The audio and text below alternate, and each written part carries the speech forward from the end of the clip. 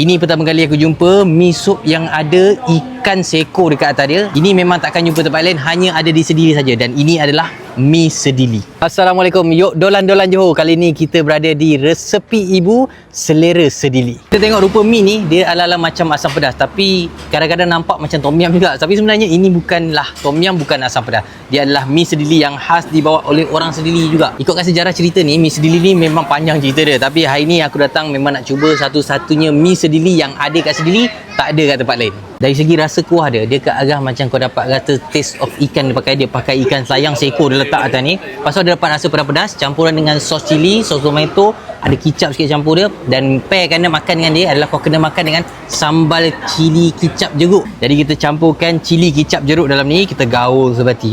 Itulah tips-tips yang dia bagi oleh ada seorang tadi masak kat dapur. Dia ajar macam tu lah kalau nak makan baru jadi. Kalau makan tu saja memang tak jadi. Bismillah. Bila dah campur dengan cili kicap jeruk tu, kau dapat satu rasa pedas, lepas tu rasa masam-masam cuka, pedas daripada cili besar kan makan tu. Tergigit tu macam orang kata berapi kejap kat dalam mulut lah baru jadi kan. Tengok dengan tekstur ni, dengan warna merah-merah bila makan kan. Makan tanpa cili kicap jeruk, rasa dia kat arah masam-masam biasa je.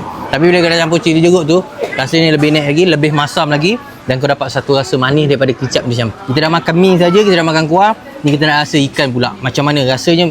Nak kata macam laksa, ada sikit, tapi ini laksa versi Sedili lah kata. Okay, bila dah makan dengan ikan selayang tu, dia bagi kau satu rasa yang lebih lagi dengan rasa tekstur of ikan selayang tu. Dapat pula kat sini ikan-ikan dia bawa fresh kan, dekat dengan laut. Jadi everyday dia supply ikan yang fresh. Lebih explain lagi rasa dia kat arah macam mana. Okey, secara ringkasnya rasa dia kat arah macam makan mi sos. Dan rasa dia sedikit unik bercampur dengan rasa ikan selayang tu. Jadi bila orang tanya, ada tak mi Sedili kalau tak nak pakai, tak ada ikan? Tak ada. Memang kat sini khas dia buat memang pakai ikan, tak ada lauk lain. Memang jangan jumpa kan. Macam ni lah cara-cara orang dulu makan mi dekat Sedili. Mi Sedili jemput datang dekat kedai ni.